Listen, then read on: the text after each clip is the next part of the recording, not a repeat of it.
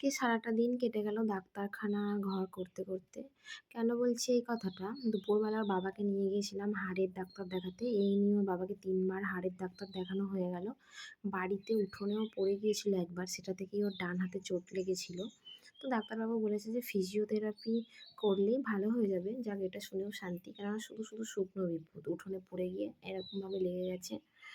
কি বলবো, মানে কপালটাও যায় লগে লগে, সেই বলে না?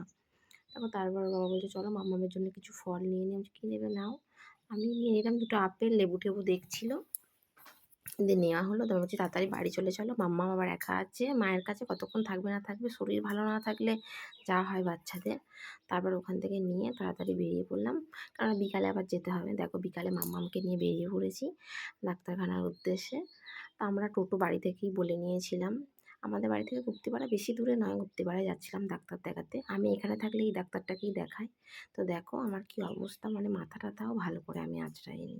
মানে মেয়ের শরীর ভালো না থাকলে কি আর ভালো লাগে নিজের? তো মা ওকে বলছে রাস্তায় হাওয়া লাগবে, চাদর দিয়ে ভালো করে মুড়িয়ে নিয়েছে, আর মাথায় একটা টুপি দিয়ে দিয়েছে। আমার মানে কি বলতো, টোটোটা এত জোরে যাচ্ছে যে আমি একটু ভালো করে ভিডিওও নিতে পারছি না। দিয়ে আমাদের তো মানে পাকা রাস্তার ধার দিয়ে প্রচুর মানে জমি, মানে মাঠ। তো দেখো আলু তোলা হচ্ছে, সেগুলোরই একটু মানে ভিডিও ক্লিপ নেওয়ার চেষ্টা করছিলাম। ওই যে লাল লাল ওইগুলো আলুর বস্তা। তো দেখো ডাক্তারখানায় গিয়ে মানে অনেক ভিড় ওখানে। তারপর ওষুধ টষুধ নিয়ে বাড়ি চলে এলাম। মাম্মামকে ওষুধপত্র খাইয়ে দিয়েছি, ও এখন বাবার সাথে দেখছে বসে